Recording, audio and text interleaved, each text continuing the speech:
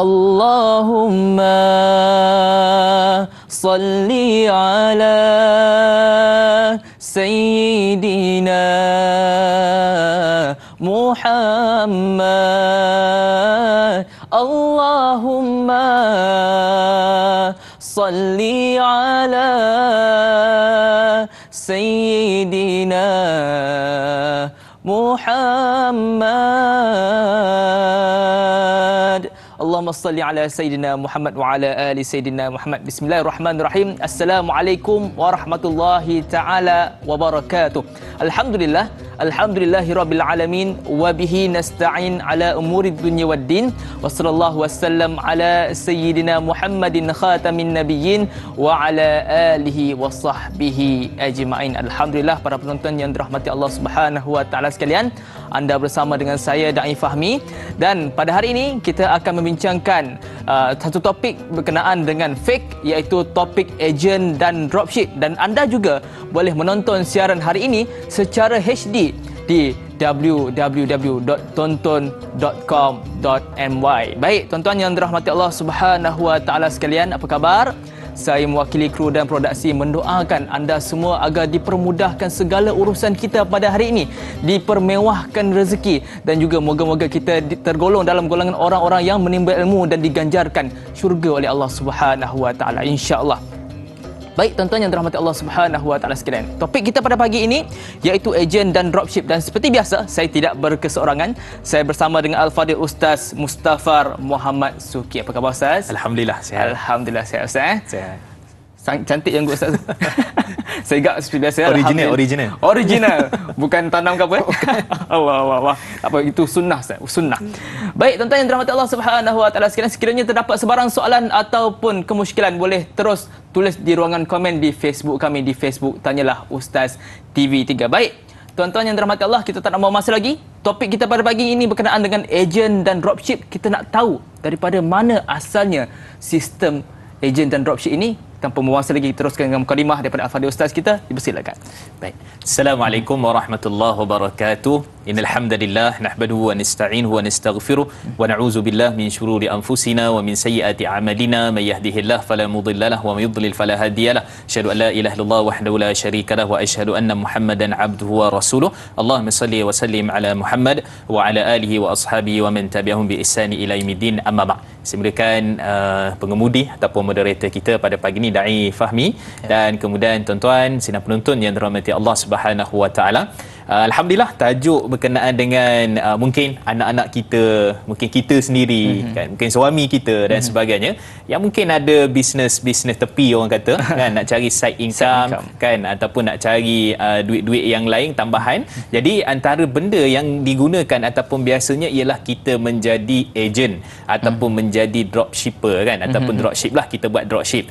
Jadi kalau kita melihat kepada asalnya, sebenarnya dia terbina di atas satu akad yang dipanggil sebagai, istilah mudahnya nak faham, wakalah. Wakalah ni maksudnya kita wakil, kan. Jadi seperti mana Allah sebut dalam surah Kahfi pada ayat yang ke-19, Allah menyatakan kepada kita ketika mana Ashabul Kahfi ni kan dia tidur tu lebih kurang 300 tahun. Kan bila bangun tu dia lapar. Kan bila lapar tu maka Allah kata fab'athu ahadakum biwarithikum ila hadhil madinah. Maka utuslah salah seorang daripada kalian dengan duit perak. Dengan duit perak tu untuk ke bandar, untuk maksudnya dengan duit tu nak beli makanan lah. Tapi rupanya dah tidur 300 tahun. Maka menunjukkan bahawa duit tu dah tak guna lah, kan. Jadi menunjukkan bahawa mereka mewakilkan seseorang. Jadi mewakil tu pada asalnya, wakil boleh jadi seorang, boleh jadi wakil itu kepada syarikat, boleh jadi wakil tu kepada kita kata sesiapa yang memerlukan khidmat. Macam saya, katalah contoh saya wakilkan kepada Da'i Fahmi untuk membeli sesuatu, wakil juga. Kan, jadi boleh dapat komisen, kan. Jadi di situ pada asas dia punya pertimbangan. Maksudnya sejarah ni wakil itu sendiri telah digunakan sejak lama lagi, kan. Okey, tapi dalam konteks kita semasa pada hari ini, maka sudah tentu mencari rezeki, mencari yang halal, mencari kaedah yang baik dan sebagainya, maka sudah tentu Allah perintahkan kepada kita. Dan dalam hadis riwayat daripada Imam Muslim daripada Sayyidina Abu Hurairah, sehingga kan Nabi kata la ayyakhudha ahadukum, sehingga kalau salah seorang daripada kalian ambil kayu api, kan,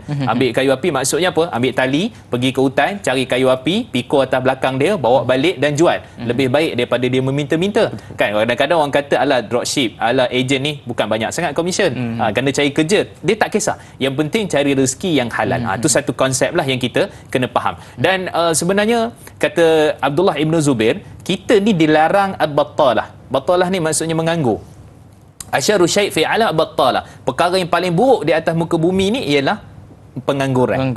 Kan suami ke anak ke apa dan sebagainya, maka tak buat kerja, maka itu kita kata satu benda yang agama kita larang. Agama kita suruh dan perintah. Dan kemudian bila kita faham tentang dropship ataupun kita faham tentang agent ni, dia sebenarnya adalah kerja tanpa keluar modal. Betul. Maka kita pergi satu syarikat jual buku, jual kopi, jual tudung, jual apa kan, kita kata nak jadi dropship. Jadi dropship tu kita mungkin dalam konsep kita sekarang kita pakai link saja. Tapi kalau dulu dia ada sistem, dia ada barang, dia ada apa dan sebagainya, mungkin secara ringkas saja, tapi bila guna sistem affiliate dipanggil, maka dia ada lebih teratur lah, boleh tahu komisen berapa order, berapa masuk dan sebagainya. Jadi itu dia punya asasnya. Maka secara umumnya konsep dropship ataupun jadi wakil, orang tengah, jadi agent ini, dia adalah satu benda yang diharuskan dalam Islam dengan syarat benda tu halal, terma dan syaratnya jelas, kemudian dia jual apa, kan, kemudian juga daripada sudut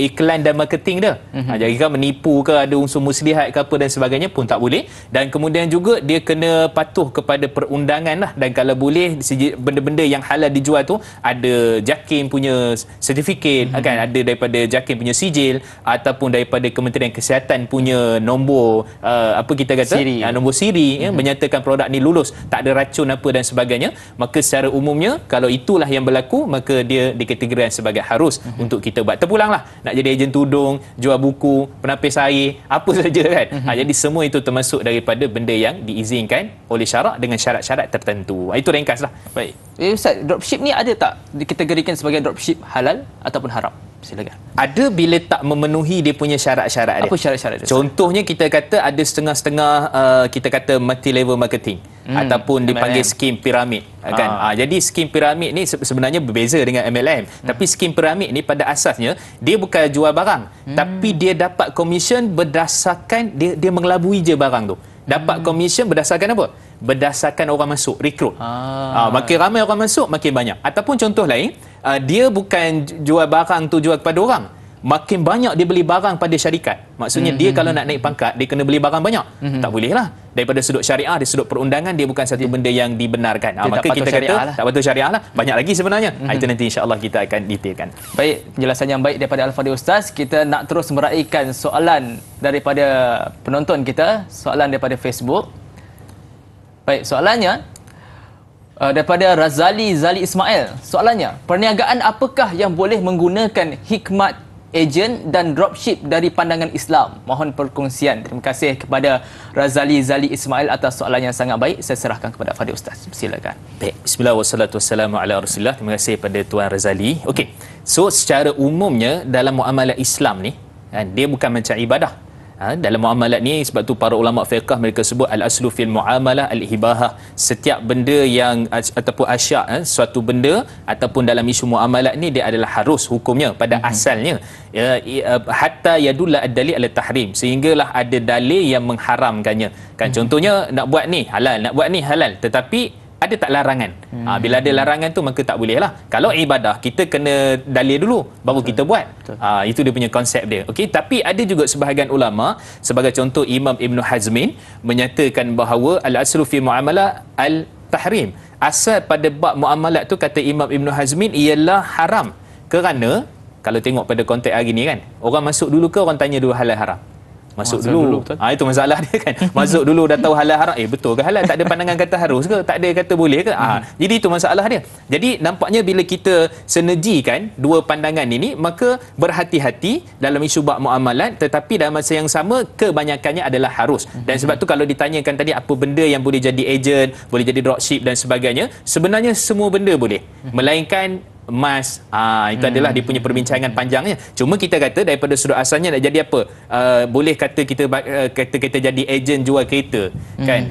Boleh juga, tak ada masalah. Nak jadi ejen takaful, nak jadi ejen broker, samsarah dipanggil, broker kepada hartanah, broker rumah apa dan sebagainya pun boleh juga, tak ada masalah. dan kemudian boleh juga jadi ejen kepada macam saya sebut tadi, penapis air. Cumanya masalah dia ialah ada jenis jual beli ni ataupun jenis pakai ejen ni, dia ada bayar lansam tau. Lansam terus maksudnya kita pelanggan beli tudung terus bayarlah. Pelanggan beli buku, beli baju apa dan sebagainya terus bayar. Tapi ada pula yang jenis sewa beli melalui ejen juga, contohnya penapis air. Sewa beli maksudnya mungkin harga dia RM10,000, mungkin harga dia RM5,000. Jadi nak sewa tu kena bayar bulan-bulan. Melalui siapa? Ejen lah. Ejen akan introduce. Ejen akan perkenalkan produk penapis air yang terunggul berdasarkan teknologi Planet Marikh contohlah kan. Ini memang hebat apa semua kan. Itu menipu lah tu kan. Itu tak boleh tu, dalam iklan tu tak boleh. Cuma kita nak kata berlebih-lebih. Cuma daripada sudut konsepnya kita dapat faham, kalau sewa beli dia ada akta dia, hire purchase 1967. Maksudnya kontrak akad tu kita kena tengok, nak masuk tu kita kena clear dulu.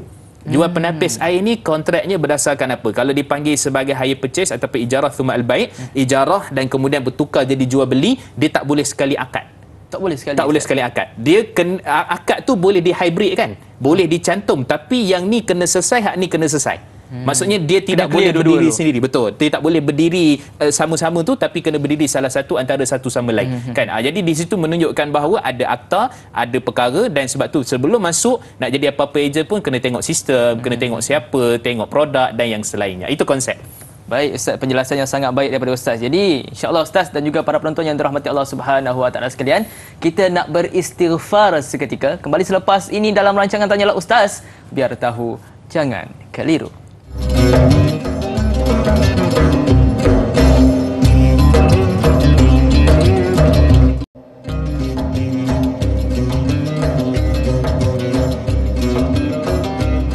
Alhamdulillah, summa alhamdulillah, kembali semula kita di dalam rancangan Tanyalah Ustaz, biar tahu jangan keliru. Buat para penonton yang baru saja menyaksikan program kita pada pagi ini, suka saya nak ingatkan topik yang sedang kita kupas pada pagi ini, iaitu topik ejen dan juga dropship, dan akan dikupas oleh Al-Fadhil Ustaz Mustafa Muhammad Suki. Baik, kita telah mendengar mukadimah daripada tadi, kita telah mendengar mukadimah sebentar tadi sebelum kita rehat. Jadi kita nak terus meraihkan soalan daripada penonton kita daripada Nur Dahlia Biru.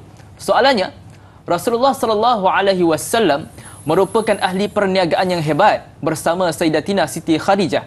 Adakah perniagaan baginda sallallahu alaihi wasallam juga menggunakan sistem ejen dan dropship untuk pasaran barang dagangan yang lebih meluas?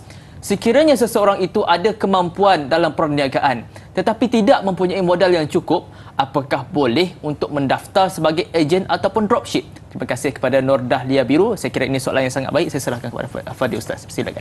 Baik, bismillah wassalatu wassalamu ala Rasulillah. Baik, terima kasih pada Puan Nur Dahlia Biru. Okey. Jadi dia punya tu pun biru semua. Kan. Okey, jadi bila kita melihat kepada isu sirah seperti mana yang disebutkan itu, pada asalnya kita kata sirah ni masyhur. Kan, kisah ni masyhur. Tapi kata Syekh Dr. Dia Akram Dia Al-Umuri ataupun Al-Umari, dia merupakan riwayat-riwayat yang tidak kuat. Maksudnya tentang bagaimana baginda Nabi SAW dengan Sayyidatina Khadijah pergi, maksud Sayyidatina Khadijah berikan barang dagangan tu kepada baginda Nabi SAW, dan kemudian Nabi pun bawa pergi, ada riwayat sebut pergi ke Syam, ada riwayat sebut pergi ke Yaman dan sebagainya. Tetapi daripada sudut sirahnya, sejarahnya, kita kata tidak kuatlah untuk kita sabitkan kisah itu. Cumanya dia masyhur di kalangan ulama-ulama sirah. Okay. Jadi daripada sudut konsepnya bagaimana, iaitu Sayyidatina Khadijah ada barang dan beliau pun di kalangan bangsa Arab pada awal tu sangat terkenal, ternama. Akan tetapi daripada sudut untuk berniaga itu, beliau mungkin mencari orang-orang tertentu yang boleh bawa barang dagangan tu ke Syam ataupun ke Yaman. Maka akhirnya bertemulah dengan baginda Nabi SAW. Kalau nak kata Nabi jadi ejen, Nabi jadi dropship, tak tepat sebenarnya. Yang tepat sebenarnya dalam konsep kalau melalui sirah itu, dia kontrak dia adalah mudarabah. Mudarabah ni maksudnya apa? Nabi SAW tak ada modal, tapi Nabi ada kepakaran untuk bercakap, untuk memasarkan promosi dan sebagainya. Dan kemudian juga ini peristiwa ni sebelum Nabi SAW diangkat jadi Nabi, sebelum berkahwin dengan Sayyidatina Khadijah dan sebagainya lah. Okay, jadi Nabi juga seorang peniaga, Nabi seorang pengembala kambing dan seterusnya. Okay, jadi kemudiannya Kenapa Nabi SAW bawa tu pergi? Kerana ketika mana setelah matinya Abdul Muttalib, setelah meninggalnya pak saudara Nabi SAW Abu Talib, maka Nabi dijaga oleh Abu Talib lah. Kan dijaga oleh Abu Talib, dan kemudian keadaan tu sederhana. Tak ada kurang makanan apa semua, maka menyebabkan Nabi terpaksa keluar kerja di zaman remaja bagi dia Nabi sallallahu alaihi wasallam. Jadi bila pergi tu sebenarnya kontrak mudharabah. Mudharabah ni mudah je nak faham. Saya ada kepakaran tapi saya tak ada modal. Da'i Fahmi ada modal. Jom kita bergabung. Kan? Jadi modal dengan kepakaran, maka kita akan kolaborasi dan kita akan membuahkan hasil. Maksudnya saya dan Tina Khadijah ada modal barang dagangan. Nabi SAW pula pada waktu itu ada kepakaran, maka menunjukkan bahawa sebenarnya akad pada asalnya adalah dipanggil sebagai mudharabah. Okay, itu konsep dia. Tapi kalau kita tengok ejen, jadi kita kembali kepada isu tadi, mungkin saya boleh kaitkan dengan dropship ni sebagainya. Sebenarnya dia ada akad. Okey, yang pertama sekali ni secara mudah je, maksudnya bagi syarikat-syarikat, owner-owner yang nak buat dropship, sistem barang apa semua ni, dia ada beberapa benda kena tengok. Antaranya akad yang pertama adalah bai'us salam. Bai'us salam ni ialah kita jual barang tangguh. Maksudnya dropshipper ataupun dropship dia atau affiliate lah sistem, yang jadi ejen, dia akan ambil barang order apa semua dan benda tu kena submit ke SQ lah. Maka SQ akan post tu mungkin ambil masa 2-3 hari. Maka itu secara umum kita panggil sebagai bai'us salam. Itu kontraknya. Yang kedua, wakil tadi kita sebut. Itu wakil lah. Yang ketiga, dia punya kontrak juga ialah berkait dengan kita kata sebagai broker orang tengah, boleh juga dipanggil sebagai samsarah. Samsarah ni sebenarnya broker lah, dia lebih kepada rumah apa dan sebagainya. Okey, kemudian yang keempat, ada juga akad kontrak ni panggil ju'alah. Ju'alah ni baru komisen. Contohnya, katalah saya jual barang, jadi da'i suruh saya jual barang. Bila saya jual barang, berapa dapat? Kalau jual ni barang ni harga 100. Tapi kalau jual 120, maksudnya 120 kita tetapkan harga, saya dapat RM20. Itu kontraknya ju'alah. Okay. Ada pula jenis sale group. Contohnya saya seorang leader, maka bawah saya mestilah ada ejen. Sebab tu kita kena faham dulu, sebenarnya dia ada dipanggil dropship. Lepas dropship tu atas sikit tu ejen, lepas ejen tu stokis. Lepas stokis tu baru HQ syarikat. Biasa begitulah. Ada juga yang stokis lompat terus cari dropship. Ada juga. Betul. Ada juga dipanggil master dealer. Ada juga panggil master stokis, gold dan macam-macam lagi lah. Itu semua syarikat punya penamaan lah. Okay, jadi maksudnya melalui sistem-sistem yang ada ni, maka akad tu macam mana? Okay. So kalau dia itu adalah melalui grup tadi, katalah contoh saya ketua, bawah saya ejen, saya stokis lah. Jadi kalau dapat, katalah contohnya target 50,000 sale, saya akan dapat 2,000 contohnya. Untuk dapat 2,000 tu apa dia kontraknya? Maka itu dipanggil sebagai secara umumnya hibah masyurutah. Hibah yang disyaratkan. Maksudnya bonus dengan syarat kalau syarikat ataupun kalau kamu dapat certain target, dapat 50,000 baru akan dibagikan. Kenapa penting semua kontrak-kontrak saya sebutkan tadi? Kerana ia memainkan peranan antara halal dan haram. Kalau tak clear ni bayar atas nama apa, kontrak apa, akad apa, cerita di sebaliknya, rukun-rukun syarat-syaratnya, boleh jadi ada isu lah dalam dia punya sistem itu. Jadi kita kata tadi kalau dalam konsep itu asalnya mudharabah, wakil pun boleh, dan kemudian dari sudut adabnya kena pastikan betul-betul semua perkara yang berlaku, terutama owner syarikat, semua tu kena pastikan dia halal lah, patuh syariah dan menepati hukum-hukum syarak. Itu konsep dia. Baik Ustaz, tadi kita bercakap tentang barang tu ada. Cuma ada dropship yang mempromosikan. Bagaimana dengan barang contoh-contoh Ustaz, barang custom made, barang yang perlu ditempah dahulu. Jadi bila keadaan begini macam mana Ustaz? Baik. Okey, mungkin juga melalui ejen. Okey. Jadi secara umumnya kita kata gini, ada hadis riwayat daripada Hakim bin Hizam radhiyallahu anhu, yang mana hadis itu ketika mana beliau menyatakan sa'alani rajul, seorang lelaki minta kepada aku untuk beli satu barang. So, barang tu masalahnya ialah tak ada pada dia. Macam tadi Fahmi kata kan, tak ada pada dia. Tetapi dia kena tempah dekat pasar. Dia kena pergi beli kat pasar. Dan kemudian kata Nabi SAW, la tabi' ma laysa laka indak. Jangan kamu menjual sesuatu yang kamu tidak miliki. Kan? Jadi macam mana pula ni? Habis yang jadi dropship macam mana? Yang jadi agent macam mana? Barang yang tak pegang stok kan? Tak pegang stok. Barang kat warehouse, barang dekat kilang, barang dekat syarikat. Macam mana tu? Okey, hadis ini sebenarnya Nabi bagi tahu, sebab tu kata Imam Khattabi, kata Imam San'ani, kata Imam Syaukani dan ramai lagi dah di kalangan para ulama, Ibn Qayyim dan sebagainya. Maksud hadis ni ialah awak tak boleh deliver, awak tak boleh beri hantar barang tu kan. Kemudian itu yang pertama. Kata Imam Ibn Qayyim, kata Imam Khattabi pula, barang tu sangat susah nak cari dekat pasaran. Maksudnya saya janji dah dengan Da'i Fahmi, Da'i Fahmi dah bagi saya duit, saya kena pergi pasar.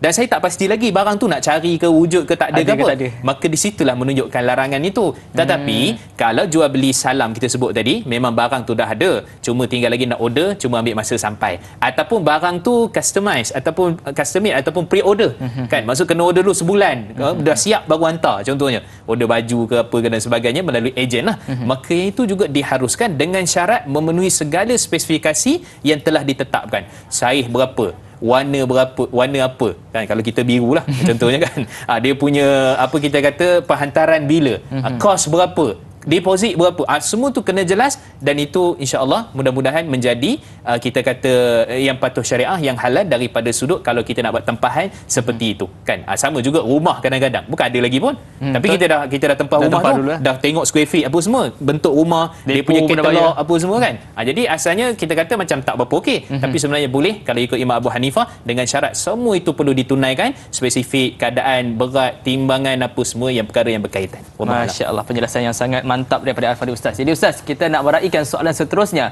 daripada Puan Jura Azlin Sufian. Soalannya, adakah peniaga dalam talian, ejen pesan hantar ataupun dropship perlu membayar zakat, dan apakah syarat-syaratnya? Terima kasih kepada saudari Jura Azlin Sufian atas soalan yang sangat baik. Saya serahkan kepada Al-Fadhil Ustaz. Baik, alhamdulillah, terima kasih pada Puan Jura. Okey. Kalau kita lihat kepada asalnya, Allah sebut dalam surah Al-Baqarah pada ayat 267, Allah kata kepada kita, a'udzubillahi minasyaitonirrajim, ya ayyuhalladzina amanu anfiqu mimma tayyibati ma kasabtum, wahai orang-orang yang beriman, infaklah, maksudnya keluarkan zakat daripada apa usaha yang kamu kerjakan. Maksudnya hasil pendapatan ataupun apa yang kita usahakan itu, maka dia perlu dikeluarkan zakat, kan. Contohnya kita mancing ikan, jual ikan, dia dapat hasil, kena keluar zakat, tapi syarat dia lah. Apa syarat dia? Syarat dia yang pertama, Islam. Yang kedua, syarat dia milik sempurna. Saya tak bolehlah keluarkan zakat duit da'i. Saya kata da'i ada berapa? Adalah 30,000. Okey, tak apa, saya keluarkan zakat untuk da'i. Itu hasil apa? Hasil dropship lah. Tak boleh. Saya kena keluarkan duit saya sendirilah. Zakat saya sendiri. Okey, itu yang kedua. Yang ketiga ialah mesti cukup nisab. Kalau di wilayah, kalau di Selangor lebih kurang 22-23 ribu lah.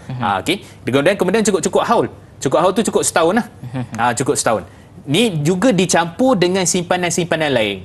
So dalam satu akaun tu ada business dropship adalah 5-6 ribu. Kemudian ada duit bonus sikit, kan, ada duit jualan berniaga lain sikit. Jadi semua tu maka dihimpunkan cukup, maka yang itu yang perlu dikeluarkan zakat. Okey. Jadi kalau tengok daripada sudut hujah, semua para ulama, Imam Abu Hanifah, Imam Malik, Imam Syafi'i, Imam Ahmad dan sebagainya menyatakan wajib zakat, tapi namanya urut tijarah.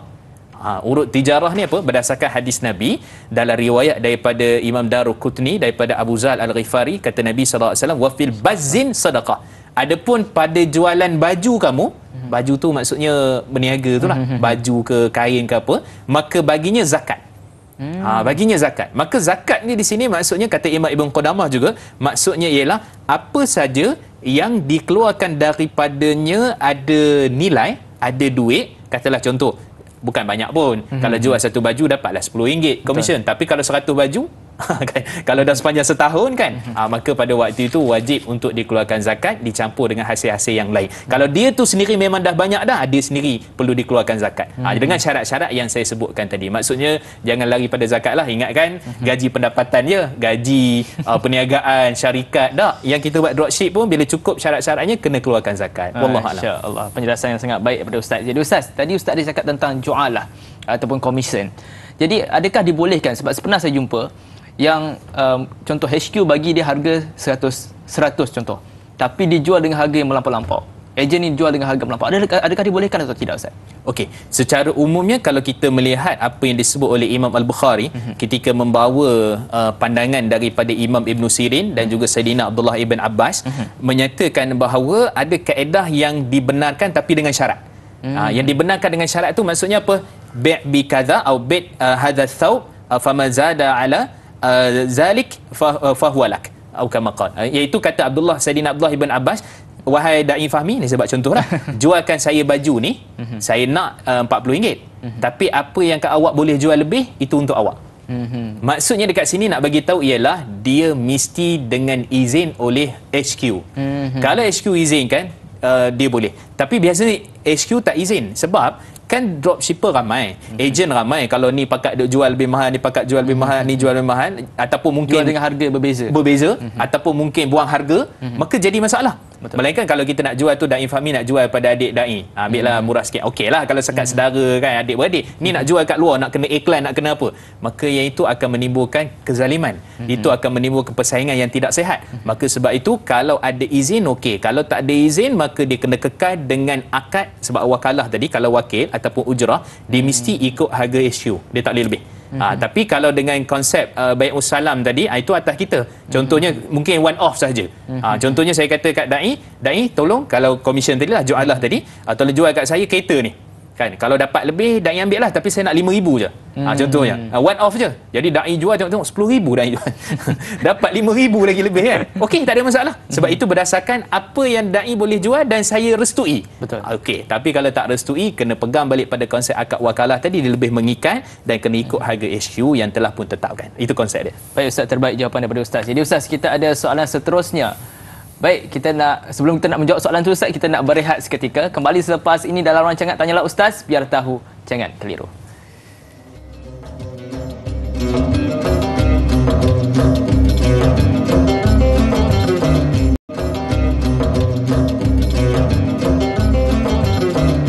Astaghfirullahalazim alladzi la ilaha illa huwal hayyul qayyum wa atubu ilaih. Alhamdulillah, kembali semula kita di dalam rancangan Tanyalah Ustaz, biar tahu jangan keliru, dengan topik kita pada pagi ini, iaitu topik fake agent dan dropship. Baik, tuan-tuan yang dirahmati Allah Subhanahu wa taala sekalian, kita tak nak membuang masa, kita nak terus meraihkan soalan daripada Facebook, daripada saudari Masniza. Soalannya, Ustaz, perniagaan atas talian atau online tetapi tidak disebut harga atau sembunyi harga, hanya memaparkan bentuk barang, rumah dan lain-lain. Dan jika mahu tahu harga, perlu hubungi ejen atau penjual melalui WhatsApp secara private message. Apakah hukumnya? Mohon penjelasan ilmu. Terima kasih kepada saudari Masniza atas soalan yang sangat baik.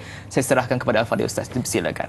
Baik, bismillah wassalatu wassalamu ala rasulillah. Okey, persoalan tentang isu memaparkan harga ni kan, sebenarnya kalau daripada sudut barang-barang makanan asasi, daripada sudut perundangan akta kita, prasilin kita dekat Malaysia ni, sepatutnya lah memang kena tawarkan lah, kena perlihatkan. Contohnya ikan siakap ni 100 gram berapa? Contoh kan, kalau kita pergi kedai kan, pergi pasar tani wajib lah kan. Contohnya popiah ni kalau 5 ketul berapa? Dia kena beritahu 5 ketul RM3 contohnya kan. Jadi sepatutnya asasnya harga apa balik ke apa ke dan sebagainya, dia kena bagi tahu harga dia tu. Sebab itu antara syarat yang telah pun ditetapkan oleh kita kata pihak berkuasa untuk memperlihatkan harga-harga yang ada itu di pasaran. Okey, itu satu. Yang kedua, tapi kadang-kadang ada jenis-jenis barang ni, pertama dia mungkin premium, mungkin salah satu tu juga antara sebab kenapa tak nak supaya pembeli ni dia sembang kari.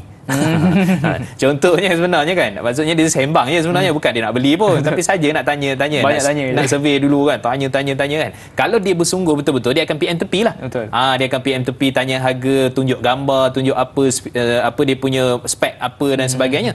Itu dia punya konsep. Cumanya daripada sudut hukum, kita kata lebih baik untuk ditawarkan, senang. Kita pun tak payah susah nak buat kerja, nak PM balik tepi orang tu apa dan sebagainya, kerana dengan menawarkan harga itu adalah lebih jelas kan. Itu dia punya konsepnya. Cumanya masalah dia, isunya ialah bila mana harga tu ada unsur-unsur yang tak jelas. Ada unsur-unsur gharaz tu. Sebab tu ada sebahagian para ulama Asawi dan sebagainya memasukkan harga ni sebagai salah satu daripada rukun jual beli, selain daripada pembeli penjual, akad sirah ijab dan qabul, barang tu kena macam mana, dan juga harga kan. Jadi harga tu kadang-kadang dia kena jelas betul-betul daripada sudut pemaparan dan kemudian daripada sudut harga yang dia jual kan. Jadi ini menunjukkan bahawa sebenarnya Islam dia tak nak ada unsur-unsur yang tak jelas. Maka dari sudut hukum, daripada sudut syarak, lebih baik untuk mempamerkan. Tapi kalau dia tak nak pamerkan pun, tapi dengan syarat bila dia deal dengan orang tu, dia bagi tahu harga sebenar. Kan bila kita PM tepi, saya PM tepi Da'i jual songkok contohnya kan. Lawa cantik songkok ni, nak PM tepi, harga runding belakang contohnya kan. Saya pun PM dan sebagainya. Baru bagi tahu harga, kemudian mahal juga ni. Tak apa Fahmi, terima kasih banyak kan. Ataupun saya jadilah saya nak beli. Jadi maksudnya kat situ, siapa yang bersungguh, siapa nak boleh. Cuma keadaan itu kadang-kadang dia menjadikan orang lebih ramai nak tahu. Bila ramai nak tahu, rupanya baru tahu harga tu. Kalau tak siang-siang kan senang. Betul. Letak terus kat situ 50,000 contohnya, beli motor ke apa kan, kereta kan, habis situ. Maksud siapa nak betul-betul baru PM. Boleh nego lagi contohnya. Jadi kita kata secara umumnya lebih baik memaparkan harga, tapi kalau konsep itu, kaedah itu yang digunakan, dia tidak apa kita kata berhalangan ataupun dia tidak termasuk daripada larangan syarak, tetapi dengan syarat harga yang bagi tahu PM tepi itu harga sebenar. Harga yang dia jujur. Kadang-kadang teknik tu, kalau dia tawar harga, ni biasa ejen punya style lah. Harga tu nanti orang lain tahu. Jadi dia sebenarnya nak markup sikit. Itu problem lah situ. Itu ada isu. Ada isu maksudnya tak mengikuti syarat yang telah ditetapkan oleh HQ. Itulah yang perlu diperhatikan. Baik Ustaz, penjelasan yang sangat baik. Jadi kita ada soalan seterusnya Ustaz, daripada saudari Johara Abu Bakar. Soalannya, apakah hukum membeli emas online melalui ejen yang sah? Bolehkah ejen mengenakan yuran kepada dropship sebagai syarat untuk mereka mempromosikan barang kemas yang saya jual? Mohon pencerahan Ustaz. Terima kasih kepada Johara Abu Bakar atas soalan yang sangat baik berkenaan dengan emas. Ustaz, bagaimana Ustaz? Baik, bismillah wassalatu wassalamu ala rasulillah. Secara umumnya dekat Malaysia ni lebih daripada 10 dah syarikat-syarikat emas yang patuh syariah. Jadi kalau kita nak beli emas tu melalui hatta ejen tu, pakai kopiah sekalipun pakai lebay, pakai apa semua, tetap bukan dia tu yang masalah. Masalahnya HQ dan sistem itu kena patuh syariah. Jadi saya sebut tadi dah lebih daripada 10 dah syarikat kat Malaysia ni yang jual emas ni, macam-macam lah, saya tak nak sebut lah, tapi lebih daripada 10 lah cerita dia, yang mana mereka melakukan perniagaan emas tu secara patuh syariah. Jadi melalui ejen ni dia introduce lah, dia perkenalkan emas, dia punya page, dekat dia punya WhatsApp ke apa dan sebagainya untuk memperkenalkan produk emas tu. Jadi kalau melalui ejen yang syah pula dah yang sah kan, bahasa Arab dia sah kan. Sebab tu kadang-kadang saya teringat orang dekat masjid tu, imam kan, sila rapatkan syaf, bukan syaf, soft. Syaf kereta kan. Ada lain kan. Syaf pula. Jadi lain pula. Okey, jadi maksudnya kat situ ialah dia mesti secara sah, ejen tu betul-betul wakil pada HQ, dan kemudian juga harganya jelas, apa semua jelas lah, dan kemudian mesti pastikan dia patuh syarat. Cumanya saya tarik dengan isu yang kedua tadi tu, yuran. Nak masuk tu jadi yuran. Yuran ni pertama sekali kena ingat betul-betul, kalau ikut Akta 1967 dan juga Akta 1993 atas skim anti piramid, dan juga Akta syarikat, dan juga Akta jualan langsung, emas ni tak boleh dijadikan sebagai MLM. Sebabnya nanti dia jadi problem isu, sebab dia barang ribawi, barang riba, dan dia akan jadi masalah pada isu-isu yang tertentu. Sebab tu dekat Malaysia, mana-mana syarikat yang patuh syariah saya sebut lebih pada 10 tadi, mereka tak ada sistem MLM. Maksudnya ada stokis dia pula kan, ada stokis emas pula dah. Kan ada ejen bawah tu, ada dealer bawah tu, ada dropship, ada apa. Dia jadi masalah nanti. Jadi masalah isu dia kan. Di situ kita kata antara benda yang sangat penting lah untuk diperhatikan. Jadi kalau kenakan yuran, kalau ikut Akta jualan langsung ataupun atas skim anti piramid ataupun garis panduan MLM yang dikeluarkan oleh JAKIM 2013, kita kena faham, kita kena jelas, sepatutnya tidak boleh ada yuran. Jadi tak bukan boleh. Tidak tertakluk pada emas saja ataupun pada semua. Pada semua. Sepatutnya tidak boleh ada yuran dikenakan kan. Tetapi kalau ada yuran itu minimum, katalah contoh RM5 kan untuk submit dokumen ke apa ke, ataupun RM2 kan, RM10 ke, berbaloi lah. Tapi kalau sampai nak masuk 500, kalau dengan alasan kos pengurusan Ustaz, macam mana? Tak boleh juga. Sebab dia akan dapat keuntungan daripada jual barang. Betul. Bukan daripada kos rekrut orang. Betul. Bila kos rekrut orang tu, maka dia tak patuh perundangan, dia tak patuh syariah. Sebab tu dalam Akta 1993 tu, Akta 500 kan, Akta jualan langsung, bawah tu antaranya yang kalau kita baca, kita perhatikan, tak, maksudnya syarikat sini kena terang jelas kepada dealer dia, kepada ejen dia, sebab dia tak boleh untuk ambil ni kena bayar 500 sebab apa, ni kos pengurusan apa semua. Kenapa dai kalau kerja, nak masuk kerja kena bayar ke tak? Tak perlu. Kan? Tak perlu bayar. Betul. Sebab itu apakah lagi itu adalah kerja rutin harian kita. Betul. Kan? Ini kan pula nak jadi ejen kena bayar 500. Maka itu ketahuilah adalah ciri-ciri skim piramid ataupun ciri skim cepat gaya. Sebab tu berhati-hatilah kan nak masuk, nak naik pangkat kena bayar 2,000. Ada syarat-syarat. Ada syarat-syarat yang kita kena keluar duit. Sebenarnya mereka rolling duit je. Barang tu dia tunggang je. Kopi tu kat depan. Sebenarnya bukan kopi, rekrut duit tadi tu. Oh ni marah ni orang, rolling tu tempat lain lah kan. Marah ni orang ni kalau saya sebut ni kan. Tapi nak cerita tu hakikat sebenar, ikut perundangan, ikut hukum syariah. Maka insya-Allah kita punya jualan ke apa ke, jadi ejen ke jadi apa, insya-Allah diberkati. Itu konsep dia. Banyak benda-benda yang sebenarnya kita tak tahu. Betul. Yang kita buat tapi kita tak pasti dia punya syarat-syarat ataupun akta-akta. Macam Ustaz tadi, saya respect sangat Ustaz. Banyak akta yang Ustaz sebut tu saya macam mind blowing lah. Atas 500, atas memang saya pun tak boleh nak jadi macam ustaz lagi. Jadi itulah gunanya untuk kita menimba ilmu pengetahuan dan menggali ilmu lebih dalam lagi supaya kita yang keliru ni jadi tak keliru. Tontonlah rancangan Tanyalah Ustaz. Baik, kita nak teruskan dengan soalan yang seterusnya daripada Facebook. Soalannya daripada Puan Nur Hayati Ismail. Soalan, jika berlaku sesuatu perkara yang berbangkit berkaitan produk jualan, apakah sebagai dropship harus mengambil tanggungjawab yang sama atau bagaimana? Apakah peranan speaker atau jurucakap produk sama seperti ejen? Dan apakah hukumnya membeli hati pembeli dengan meletakkan nama-nama tersohor sebagai ejen, dibayar sebagai duta tetapi bukan pengguna tegar produk tersebut? Mohon pencerahan dari Ustaz. Okey Ustaz, banyak soalannya daripada Nur Hayati Ismail, tapi kita akan jawab satu persatu. Soalan yang pertama, jika berlaku sesuatu perkara yang berbangkit berkaitan produk jualan, apakah sebagai dropship harus mengambil tanggungjawab yang sama ataupun bagaimana Ustaz? Baik. Okey, alhamdulillah, terima kasih pada Kak Yat, Puan Hayati. Kita ambil soalan pertama dulu. Okey, isu ini pertama sekali ialah kena clear dalam terma dan syarat untuk kita jadi ejen.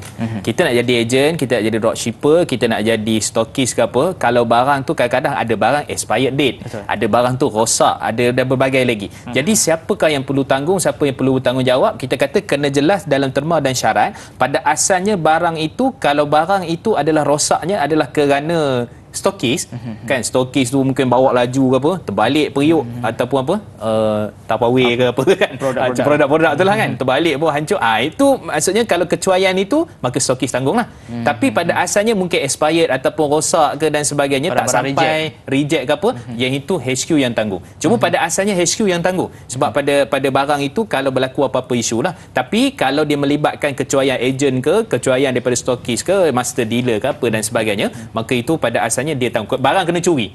Contohnya rumah dia tu tak kunci, kan, ataupun tempat stor kilang dia tak kunci, tempat letak barang. Maka yang tu ditanggung oleh stokis lah, daripada sebarang bentuk yang berlaku. Cuma dalam konsep ini kita kata ejen dia cuma kalau jadi ejen ataupun kita kata jadi dropshipper, barang tak ada kat dia pun. Betul. Maka dia cuma, kalau contoh pakai sistem affiliate tadi, dia cuma forward link. Siapa yang beli melalui link tu dia akan dapat komisen. Jadi HQ yang kena post kan. Maka HQ lah yang bertanggungjawab dalam isu tu. Kalau barang tu tak sampai deliver sampai New York dulu. Ada jenis bahasa yang macam tu kan. Ada transit tak mana-mana, padahal order dekat Selangor je kan. Nak deliver ke Kelantan tu, pergi New York dulu. Itu masalah dia tu kan. Itu dia punya sistem. Okey. Jadi maksudnya asalnya HQ yang menanggung pada barang-barang itu, melainkan kalau ada kecuaian daripada stokis ataupun ejen ataupun yang selainnya. Wallahualam. Ustaz, soalan kedua dia Ustaz. Apakah peranan speaker atau jurucakap produk sama seperti ejen Ustaz? Secara umumnya dia ada dapat komisen. Ada dapat komisen. Cumanya kadang-kadang jurucakap ni dia boleh jadi full time. Contohnya salesman kereta ataupun sales representative kan, dia yang represent barang tu, dia yang menyebutkan kereta ni X70 ni power, contohnya kan, dia punya gini-gini kan, dia punya spek gini, boleh terbang contoh kan. Dia baru masuk banjir ni takkan mati punya, contohlah kan. Tapi jangan mengarut lah, cuma ceritalah spek yang betul kan. Betul. Bila cerita spek yang betul apa semua, dia represent pada produk tu. Maka dengan sebab kalau ada orang beli, dia dapat sikit komisen. Tinggi juga komisen dia tu kan, dapatlah berapa persen apa semua. Ada kata maksudnya fungsi macam ejen.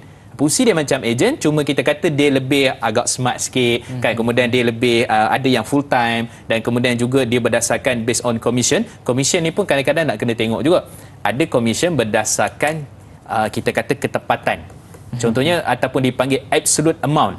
Maksudnya contohnya gini, kalau dai jual, saya bagi kat dai katalah contohnya 5,000. Saya jual apa? Jual mesin basuh contoh kan. Saya jual mesin basuh, dai kata okey saya jual 5,000. Maka saya kata kalau dai dapat jual, saya bagi setiap satu tu 200. So saya terus bagi 200. Itu dipanggil sebagai absolute amount daripada sudut ujrah ataupun dia punya upah dia. Ada pula jenis yang saya kata 10%.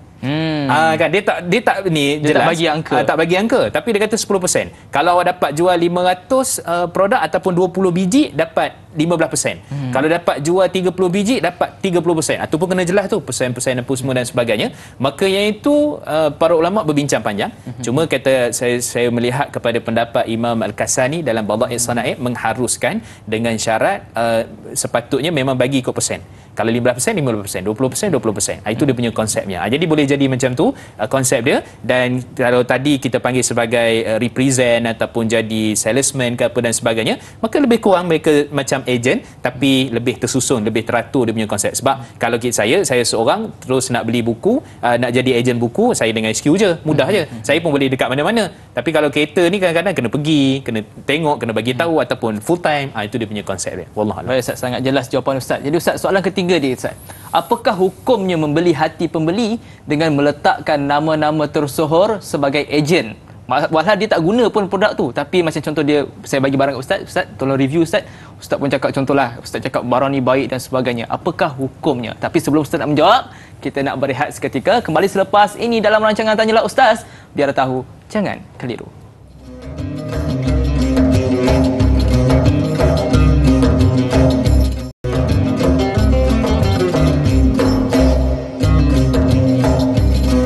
Subhanallah walhamdulillah wa la ilaha illallah wallahu akbar. Subhanallah walhamdulillah wa la ilaha illallah wallahu akbar. Alhamdulillah, kembali semula kita di dalam rancangan Tanyalah Ustaz, biar tahu jangan keliru dengan topik kita pada pagi ini, iaitu topik fake, agent dan dropship. Jadi kita telah pun menjawab dua soalan daripada rakyat kita. Kita nak menjawab soalan yang ketiga pula Ustaz, berkenaan dengan hukum membeli hati pembeli dengan meletakkan nama-nama tersohor sebagai ejen, dibayar sebagai duta, tetapi duta tersebut bukan pengguna tegar produk tersebut. Bagaimana Ustaz? Silakan. Baik, bismillahirrahmanirrahim. Satu persoalan yang menarik disebabkan hari ini kebanjiran ambassador ataupun duta-duta produk apa dan sebagainya, influencer kan, live TikTok apa dan sebagainya. Jadi secara umumnya kita kata tidak jadi masalah. Kalau dai contohnya ada orang panggil review produk tentang apa isu pergi umrah ke apa dan sebagainya kan, tak ada masalah pun. Cumanya berkata tu bagi yang betul. Kan sebab tu Nabi SAW dalam riwayat Imam Muslim, nah Rasulullah SAW ani bai'in najash, Nabi larang daripada jual beli yang ada unsur-unsur penipuan. Lebih spesifik dalam riwayat Ibnu Khuzaimah kata Nabi SAW, man ghasya falaysa minna wal makru wal khida'u finnar. Siapa yang menipu bukan di kalangan kami, yang muslihat, yang mengelabui dalam neraka. Kata Nabi SAW. Maksudnya dalam bab jual beli ni kena berhati-hati. Jadi kalau lantik satu orang sebagai ejen ke, duta ke, artis ke, ustaz ke, ustazah pun kadang-kadang pun sama juga kan. Dia pun sebenarnya masalah lagi teruk apa dia? Dia kata kami dah lantik ustaz, kami dah lantik ustazah, jadi kami punya ni semua patuh syariah. Tak. Duta tak ada peranan semak semua dalam sistem tu. Tak ada semak sistem, semak kontrak, semak akad, semak lawyer punya sistem akta klausa, tak ada. Dia tak cuma semestinya ustaz ada dalam tu tak semestinya patut syariah. Tak semestinya. Kena berhati betul-betul tu. Kadang-kadang dia hanya duta saja. Duta maksudnya minumlah produk kopi. Tu je. Dia dapat komisen untuk dia promosi. Dapat komisen melalui promosi ataupun dibayar secara lamsam contohnya. Maka kita kata itu satu sudut lah, kena tengok betul-betul. Yang kedua tadi yang ditanyakan itu ialah isu berkenaan dengan dia buat review buat apa tapi dia bukan pengguna Tega. Sebenarnya bukan sekadar pengguna Tega. Kalau dia guna apa sekali ke dua ke pun, lepas tu dia kata sebenarnya tak ada kesan apa pun. Tapi disebabkan kena promote, dia pun sebut benda-benda yang sepatutnya. Contoh ginilah, produk apa ni kita kata pemutih kulit. Kan dia pakai yang 8,000 punya one set. Hak tu yang jadi putih kulit dia tu. Tapi yang ni produk RM50 kan. Jadi dia pun kata dengan sebab saya pakai ni lah saya punya muka putih apa benda semua. Itu contohlah, belum Milo ke belum apa produk-produk lah kan. Minuman coklat ke apa dan sebagainya. Jadi dekat situ menunjukkan bahawa sebenarnya kita kena menerangkan hakikat sebenar apa yang ada pada produk tu. Kalau kita makan, kita minum, kita rasa, kita apa, kita kena bagi tahu. Kalau tak, dia ada masalah ke situ. Jual beli sah, tapi cara kita promosi itu haram. Jual beli sah, maksud orang beli dengan sebab tertarik. Kita kata ni paling bagus, semua ubat, semua penyakit sembuh. Macam tu kan. Itu nampak exaggerate lebih lah, menipu lah kan. Jadi maksudnya kat situ nak bagi tahu iklan pun kena betul, cara pun kena betul, dan masa yang sama dia tak boleh berlebih-lebih pada hakikat yang dia tak cuba pun, dia tak rasa pun, dia tak guna pun. Maka itu satu bentuk penipuan ataupun muslihat yang perlu dielakkan. Bagaimana dengan macam orang yang claim, Ustaz? Orang klaim kata produk ni adalah produk nombor 1 kat Malaysia, contoh produk nombor 1 dekat dunia, dan ada kadang-kadang pun dikata produk ni adalah produk yang jauh lebih baik daripada produk sekian. Maksudnya dia membanding-bandingkan dengan produk lain, seolah-olah macam menjatuhkan produk-produk lain. Bagaimana Ustaz? Okey, secara umumnya kalau sebut produk nombor satu kat Malaysia tu, nak tengok nombor satu tak laku ke? Nombor satu yang paling bad review ke? Kena cakap juga kan? Dia kata yang paling terbaik kan? Nombor satu paling terbaik, nombor dua ke nombor tiga ke dan sebagainya. Okey, secara umumnya asasnya kita kata untuk merendah-rendahkan produk lain ni Islam tidak benarkan. Maksud kita kata produk kita paling baik, produk tu tak bagus, produk ni tak betul. Disebutlah produk tu apa semua dan sebagainya kan. Jadi secara umum kita kata kelebihan, apa kelebihan, dan kita kena sebut. Sebab tu orang paling susah nak sebut side effect. Betul. Kalau makan ni apa side effect dia? Jarang orang sebut. Kalau ubat dia sebut. Maksudnya kalau makan ubat semua, kalau apa dia mengantuk, dia akan sebut side effect dia. Negative side dia tak sebut. Itu tak sebut. Sebenarnya asalnya kita kata kebaikan-kebaikan produk saja, dan tak perlulah untuk condemn produk-produk lain kan, lain-lain ataupun memaksa-maksa dan sebagainya. Betul. Itu akan menjadikan peningkatan yang lebih besar lagi. Allah. Masya-Allah, jawapan yang sangat baik daripada Al-Fadhil Ustaz. Jadi Ustaz, kita ada soalan seterusnya daripada Facebook, daripada Mas Ripah Nur Jamain.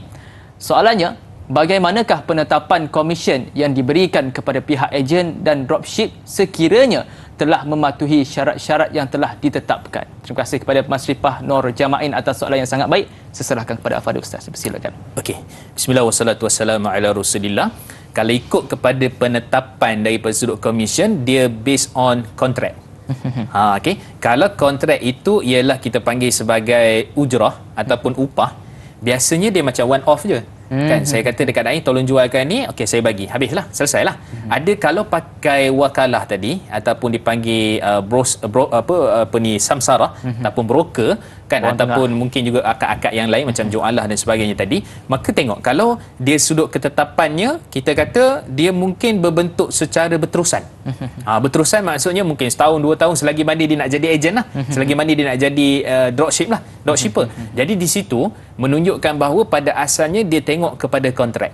Tengok kepada kontrak one off ke ataupun selama berapa tahun ke dan sebagainya. Okey, sebab tu penting juga dalam terma syarat tu penamatan kontrak. Penamatan kontrak itu pun penting juga, sebab satu benda dia mesti ada penamatan.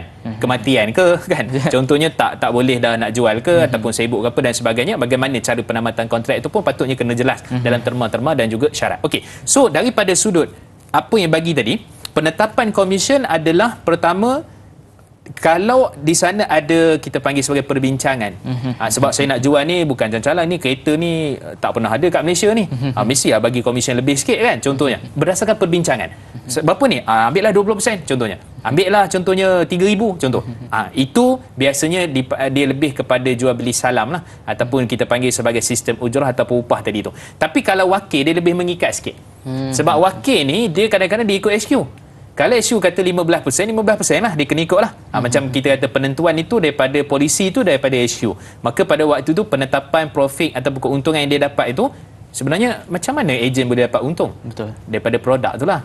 Contohnya produk tu harga RM80, dia kena jual RM100, RM20 lah untung. Di situlah dia dapat untung tu.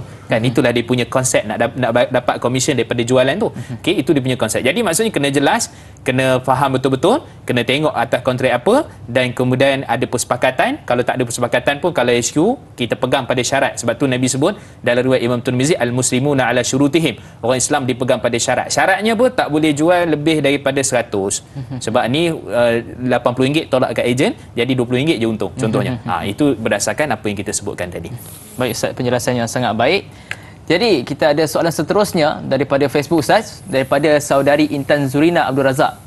Ustaz, sebagai ejen ataupun dropship, masing-masing mempunyai target jualan ataupun target sale bulanan yang harus dicapai.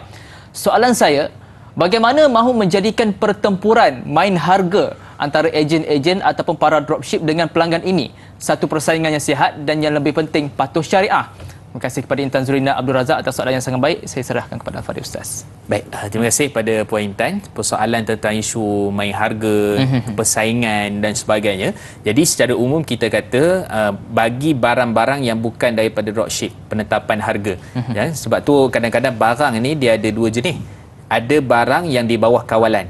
Beras, telur, daging, apa benda lagi kan, ayam dan sebagainya, maka yang itu tak boleh sesuka hati naik harga lah. Ini dalam konteks perniagaan bisnes yang biasa. Kemudian yang kedua, ada jenis barang ni yang memang ikut suka lah. Dipanggil sebagai apa? Willing buyer, willing seller. Kan? Yang pembeli pun nak beli harga macam tu, dia setuju. Penjual pun jual harga macam tu pun setuju. Kan? Beli contohnya apa? RZ, 70,000 contohlah kan. Beli motor, beli apa kan? Beli apa? Seluar jeans. Ada. Kan saya baca tu 148,000 dia jual. Seluar jeans tu seluar jeans dalam Lombong. Tahun 200-300 tahun sebelum ni. Antik lah tu, antik lah. Ada orang yang bid sampai 150,000 harga dia. Kalau dapat dekat isteri kita, dia buat cuci. Cuci apa? Buat kain buruk kain buruk cuci kan, sapu lantai. Tapi nak cerita di situ harga tu. Maksudnya ada orang yang setuju untuk beli. Okeylah, sebab itu bukan barang makanan asasi terkawal dan sebagainya. Okey, itu dua. Yang ketiga pula yang dropship ni. Yang barang-barang yang kita jual melalui ejen, melalui ada syarikatnya apa dan sebagainya, maka secara umumnya harga mestilah seperti mana yang ditetapkan oleh SU. Persaingan yang sihat tu buang harga apa semua ni, itulah sebab kadang-kadang bila iklan, bila letak kat Facebook ke kat YouTube ke buang harga, diskaun ke apa dan sebagainya, adakah mendapat kebenaran daripada pihak SU? Itu persoalannya. Sebab nanti kalau ada 20 orang ejen, 20 orang dropship, dia tengok macam mana pula boleh buang ni? Saya pun nak buang jugalah. Nak buang juga, last sekali dapat profit, dapat apa? Modal je. Untung tak dapat. Kan contohnya dia betul-betul tolong jual tapi untung dapat apa? Dapat 30 sen. Contohnya kan. Jadi kita kata itu akan menjadi persaingan yang tidak sihat. Cumanya kalau nak berlumba-lumba tu mungkin tawaran insentif tadi tu. Mungkin tawaran group sale, mungkin komisen lebih kalau dapat capai target. Kat situ okey berlumba-lumba. Tapi sudut buang harga apa semua, penetapan harga, kurangkan harga, diskaun, itu mesti ada endorse daripada HQ, kebenaran daripada HQ dalam isu yang berkait dengan perkara ini. Melainkan saya sebut tadi, kalau nak jual dekat adik kita, ambillah RM20. Ambil RM20. Kalau saya jual ni kot RM22. Diskaun RM2. Boleh lah. Macam kau jual ambil lah. Kan? Aku tak ambil untung lah. Ambil untung lah kan. Okey lah kalau macam tu. Tapi kalau nak jual pada orang ramai, iklan apa, maka perlu ikut ketetapan HQ. Wallahualam. Baik Ustaz. Baik Ustaz, penjelasan yang sangat baik. Jadi Ustaz, kita nak sambung siaran di TV9. Kita nak melabuhkan siaran di TV3. Kita berjumpa lagi selepas ini dalam siaran TV9 di rancangan Tanyalah Ustaz, biar tahu jangan keliru. Kembali selepas ini.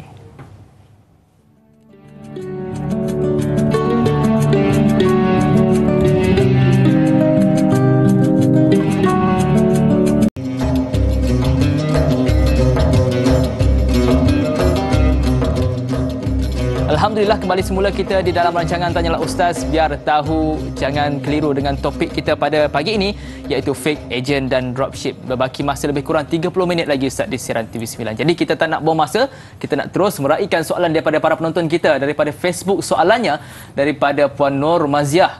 Soalannya, Alhamdulillah, Fanili ada juga tajuk perbincangan yang berkaitan dengan agent dan dropship. Agent kaedah jualannya ada modal dan dropship tanpa modal. Jadi di sini satu pertanyaan daripada saya, di mana ada halal dan haramnya dalam mengamalkan perniagaan dalam metod dropship? Maksud saya daripada segi profit, kalau ejen dah jelas sebab duit, ada barang. Yang dropship ni tanpa modal, di mana profit atau untungnya? Terima kasih kepada saudari Nur Maziah atas soalan yang sangat baik. Saya serahkan kepada Al-Fadhil Ustaz. Dipersilakan. Baik, bismillah wassalatu wassalamu ala rasulillah. Saya bawa beberapa pandangan di kalangan para ulama. Imam Al-Qarafi pula menyebut antaranya ialah aslu fin nasi al-kasbu. Maksudnya asal pada manusia ni ialah usaha. Usaha dia tu.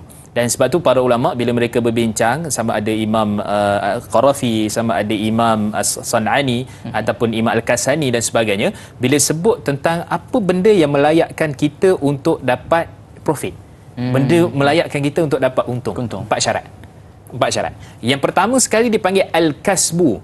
Al-kasbu ni maksudnya ialah usaha. Usaha kita. Kan? Apa usaha kita? Contoh dalam ni jadi ejen, kita promosi apa? Kita promosi itulah usaha kita. Kan kita promosi ada orang nak beli apa, itulah usaha kita. Kan ataupun contoh ada setengah syarikat ni dia buat baca artikel. Boleh? Baca artikel boleh dapat. Kita baca artikel tu dan kemudian lepas tu kita dapat bayaran, dapat 20 sen, 10 sen. Kan contohnya kan, apa dia punya tu, kita baca tu. Itulah usaha kita. Itu usaha kita membaca tu. Jadi maksudnya yang tak ada usaha ni macam mana? Yang tak ada usaha ni contoh gini dia jadi leader, kan, dia bawa masuk ejen. Bawah dia. Jadi dia lepas tu bila dah bawa masuk tu dia relax dia relax dan sebagainya. Lepas tu bila capai target dia dapat komisen. Yang itu ada sikit masalah lah. Dia goyang kaki dengan kaki je kan, dia tunggu, dia duduk entah mana-mana dalam hutan pergi bercuti ke apa, tiba-tiba komisen masuk. Awak buat apa? Jadi di situ sebab tu kalau dalam industri takaful ke apa semua dia syaratkan ejen ni dia mesti apa? Contohnya ketua leader ni dia kena buat apa? Dia kena sebagai contoh dia kena ajar marketing kepada anak-anak buah dia. Ataupun kena ajar macam mana nak jumpa dengan customer. Dia jadi nak bercakap, nak apa. Dia pimpin lah. Itu melayakkan dia dapat komisen tadi. Bukan sekadar bawa masuk ejen je. Itu contoh. Maksudnya al-kasbu. Yang kedua dipanggil sebagai al-iwad. Iwad ni maksudnya timbal balas. Contohnya kalau saya buat ni, apa saya akan dapat daripada da'i?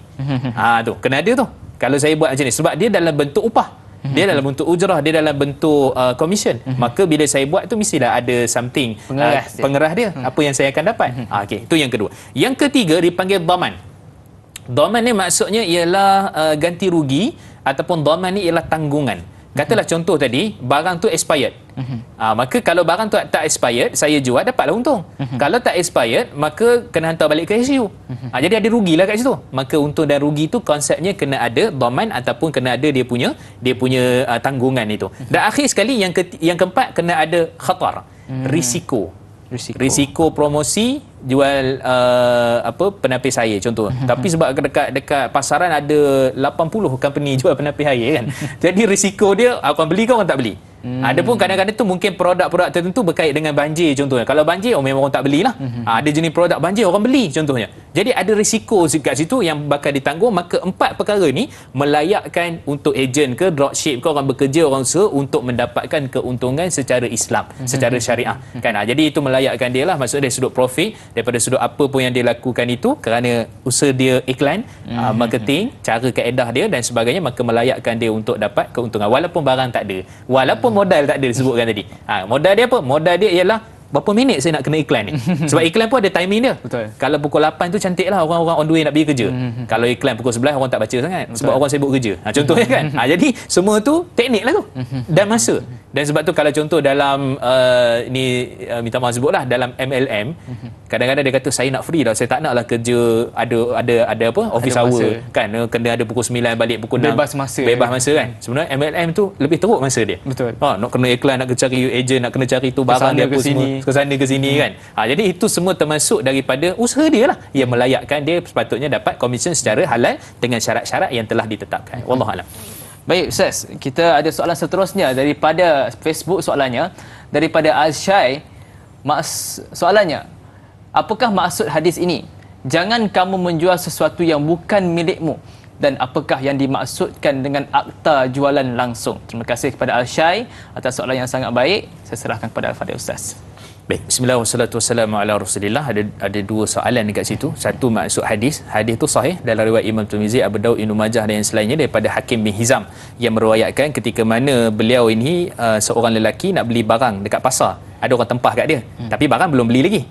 Kan? Bila barang belum beli lagi, maka dia pun kata, boleh tak saya buat macam tu ya Rasulullah? Rasulullah kata, la tabi' ma laysa laka indak, jangan kamu membeli ataupun menjual dengan benda yang kamu belum miliki.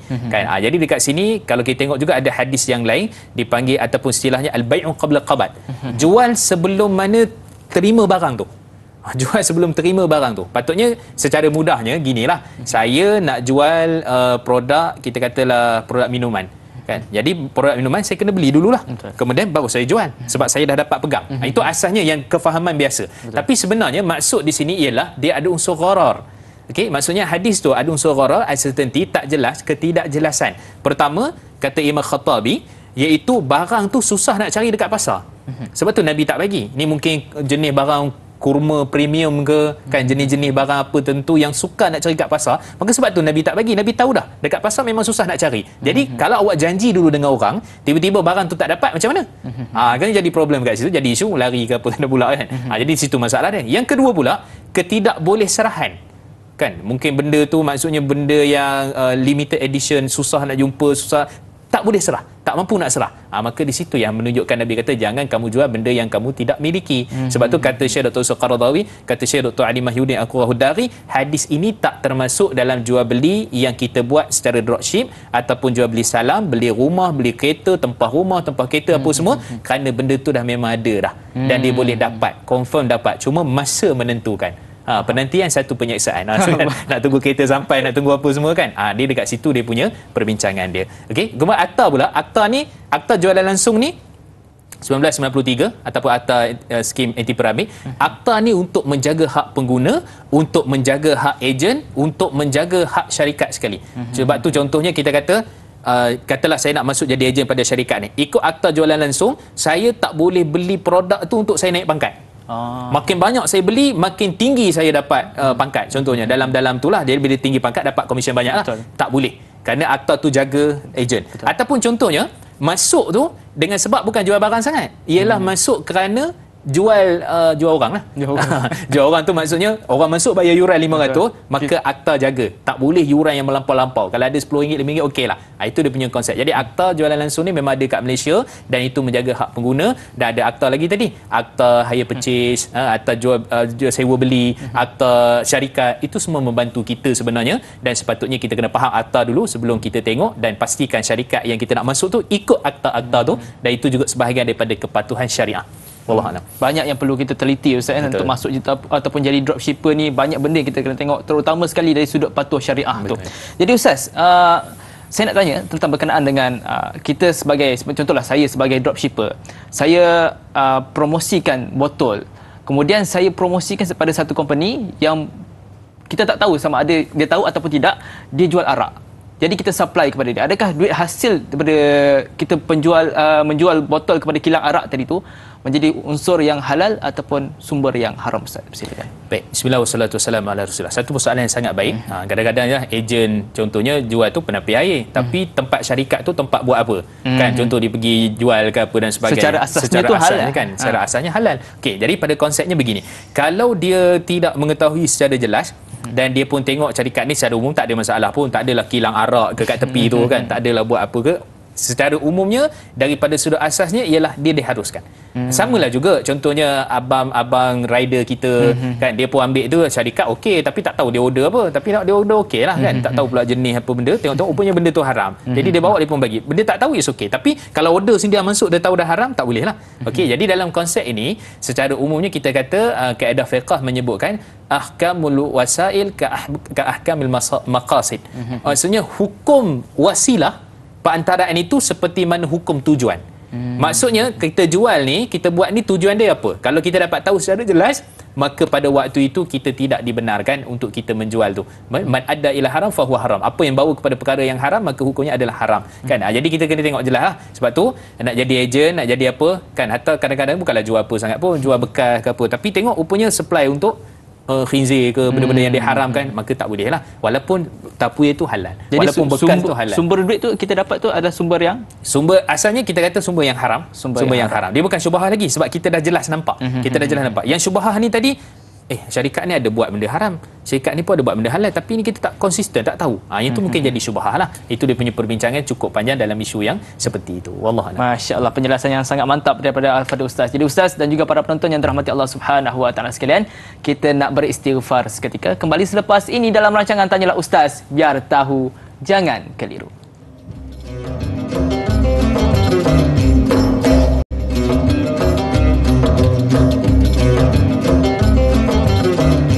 Alhamdulillah, kembali semula kita di dalam rancangan Tanyalah Ustaz, biar tahu jangan keliru, dengan kita berada di blok terakhir Ustaz pada hari ini dengan topik kita pada pagi ini iaitu ejen dan juga dropship. Baik, Ustaz, saya ada satu soalan Ustaz.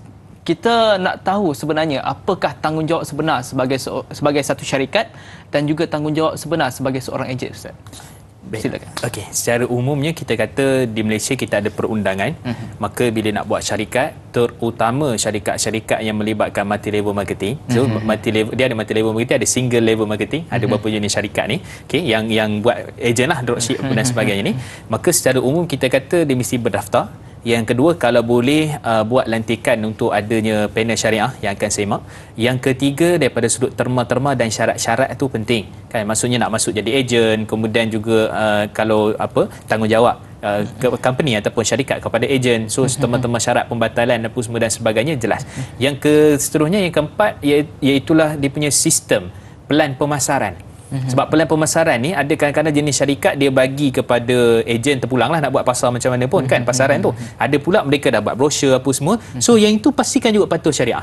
Tak ada unsur lucah, tak ada unsur-unsur melebihkan produk pada tidak sepatutnya. Kan dia kata produk ni adalah produk yang sekian-sekian dibacakan 30 juzuk contoh kan. Apa dan sebagainya. Itu kena berhati-hati benda-benda yang seperti itu. Kemudian tak bersumpah. Tak bersumpah ni ialah dia tak boleh kata janji confirm pasti perkataan tu. Maksudnya kalau makan produk ni confirm pasti sembuh ke, pasti sihat ke, pasti itu semua benda-benda yang dia tak boleh letak dalam strategi pelan pemasaran dan kaedah pemasaran tu macam mana, sistem apa semua dan sebagainya. Kemudian pembayaran insentif tu pun kena jelas. Komisen macam mana, kontrak apa, kemudian berapa persen, kalau dapat jual 20 berapa, dapat jual 30 berapa. Ada setengah-setengah syarikat dia sekali je awak jual 100 ke 300 ke tetap sama je komisen dia setiap daripada satu tu yang terjual. Ada pula yang berbeza-beza kan. Itu semua kena jelas. Dan kemudian pembatalan kontrak, kemudian hak tanggungjawab bila mana berlaku tadi barang tak boleh delivery ke apa dan sebagainya. Dan kemudian juga tanggungjawab bagi ejen kena pastikan kita kata dia punya barang-barang tu halal. Kalau perlu kepada CJ Halal Jakim perlu, kalau perlu kepada KKM perlu juga dan sebagainya, kalau perlu kepada badan-badan berkanun dan sebagainya pun perlu untuk kelulusan produk, dia kena semak lah tu kan. Dan kemudian juga dia kena jelas, maksudnya senang untuk dihubungi kan, senang untuk kita nak akses kepada syarikat ni. Kadang-kadang jadi ejen tapi tak tahu macam mana syarikat apa barang tak tahu sampai ke tak kan, semua dah marah kat kita. Rupanya dia pun kena tipu. Itu masalah tu. Itu antara tanggungjawab penting lah di sekeliling tu untuk memastikan pendapatan kita, komisen kita tu halal. Itu secara umumnya lah. Baik Ustaz, tadi Ustaz ada cerita tentang MLM, ada juga syarikat yang buat guna sistem binary dan sebagainya. Jadi adakah totally sebenarnya MLM ni adalah totally haram ataupun sistemnya tu memang tak boleh digunakan dalam umat Islam? Silakan Ustaz. Secara umumnya fatwa di Malaysia 2006, fatwa kebangsaan mengharuskan dengan syarat-syarat tertentu. Akta kita dekat JAKIM pun kita ada akta jualan langsung ataupun akta berkait dengan multi-level marketing ni 2013 dengan syarat-syarat tertentu. Kan macam tadilah yuran tu macam mana, ada yuran ke tak ada, kemudian tempoh bertenang. Tempoh bertenang ni maksud dia dah ambil barang, dah apa semua. Lepas tu tengok-tengok apa ni kita kata tempoh bertenang maksudnya jadi ke tak jadi. Kalau jadi masuk tu dan tempoh 10 hari tu dia kena clear lah. Kemudian juga dia punya kontrak apa, komisen apa. Jadi maksudnya dekat situ MLM secara umumnya harus dengan syarat memenuhi apa yang telah ditetapkan garis fatwa dan juga garis panduan MLM 2013. Itu konsep dia jual apa dan sebagainya. Jadi pokok pangkalnya tak semua MLM itu haram. Tidak. Asalkan dia memenuhi syarat-syarat dia yang tertentu. Baik Ustaz, tadi Ustaz ada cerita tentang bila kita nak bermuamalah, berjual beli, perlu barangnya tu perlu sempurna sifatnya. Tapi mungkin ada kilang-kilang yang mungkin dia ada banyak barang-barang reject. Jadi barang-barang reject tu dijual semula. Adakah dibolehkan Ustaz? Okey, secara umumnya semua orang tahu barang reject ni dia low quality. Ya betul. Okey, jadi secara umumnya Nabi sebut al-bay'an bi khiyar ma lam yatafarraqa ataupun dalam riwayat ila yubayyina ataupun buyyina lah. Okey, dalam riwayat Imam Muslim, Imam Bukhari, kata Nabi SAW, kamu boleh jual beli sebelum kamu berpisah tu, maksudnya kamu boleh nego, boleh apa dan sebagainya. Dan kemudian jika jual barang tu yang telah rosak, bukanlah rosak tu total rosak, tapi mungkin sikit koyak, dia punya benang ke apa dan sebagainya, maka illa buyina lah, melainkan kamu jelas nyatakan ini sebab dia. Maksudnya orang fahamlah bila barang reject ni dia akan ada benang, ada rosak sikit, dia punya ni tak betul, salah eja apa dan sebagainya, maka hukumnya harus dengan sebab kerana orang faham dah beli barang reject macam ni, macam bandar lah. Orang beli barang bandar maksudnya kan, kena war-warkan lah, kena war-warkan ini ada masalah, ada apa dan sebagainya, maka kita yang baru yang betul pun design elok pun ada juga. Ini tapi harga dia mahal sikit lah. Yang ni ada diskaun, ada tolak harga apa semua, dengan sebab ada reject apa, maka hukumnya harus dengan syarat dia bagi tahu apa masalah, apa rosak dan perkara-perkara yang terkait. Biasanya benda-benda besar macam jual kereta kan, kereta ni dia punya enjin ada problem sikit lah, Jadi patutnya kalau tak problem 10,000, tapi saya tolak 7,000 lah kot. Tengoklah kos repair ke apa, saya tolak. Okey, saya setuju. Dia pun check tengok apa semua kan, suspension dia apa semua. Maka pada waktu itu persetujuan itu disebab dia nyatakan. Tapi kalau accident free, sebenarnya accident free itu banyak kali accident dah. Dia maksudnya sekali free accident bagi sekali. Kan? Maksudnya kereta tu dengan free accident sekali dapat kan. Itu problem lah tu. Sebab dia menipu, maka asalnya kita jual beli tu tak sah. Kan? Dan patut dipulangkan balik kerana ada unsur kezaliman. Jadi kalau setakat reject apa semua dah faham dah, sudut masyarakat pun dah tahu ni jenis bandar ni ada rosak sikit sana sini, setuju untuk beli, harus hukumnya dengan dinyatakan kerosakan ataupun barang tu reject tadi tu. Wallah. Okey Ustaz, ni barang reject. Bagaimana pula dengan barang tiruan Ustaz? Barang tuan, kita tahu benda tu tiru. Company ni dah buat, tapi company lain buat tiru pattern yang sama, tapi kita jual juga. Adakah hukumnya pada kita bagaimana sebagai dropshipper? Okey, secara umumnya kita kata imitation ni, barang tiruan ni, dia ada dua keadaan. Pertama, tiru dia punya label ataupun dia punya brand, kan contohnya brand Akuko. Contohnya tak tahu ada ke tak agak pasal kan. Dia buat Akiki. Contohnya kan Kuko cookie kan contohnya kan. Jadi dia tukar sikit je, tapi design material semua sama, memang dia copy paste betul. Yang tu tak dibenarkan. Sebab tu kata Syekh Dr. Wahbah Zuhaili, Majlis Kesatuan Ulama Fiqh Sedunia, tidak dibenarkan hak cipta. Maksud kita tiru hak orang, cipta hak orang, maka itu tak dibenarkan. Tapi kalau saya dai jual kurta sebiji macam saya, tapi namanya kurta Dai Fahmi, saya pula kurta Mustafa, sama je kan, jenis kurta, tapi brand saya punya, tapi asalkan sama. Yang itu harus.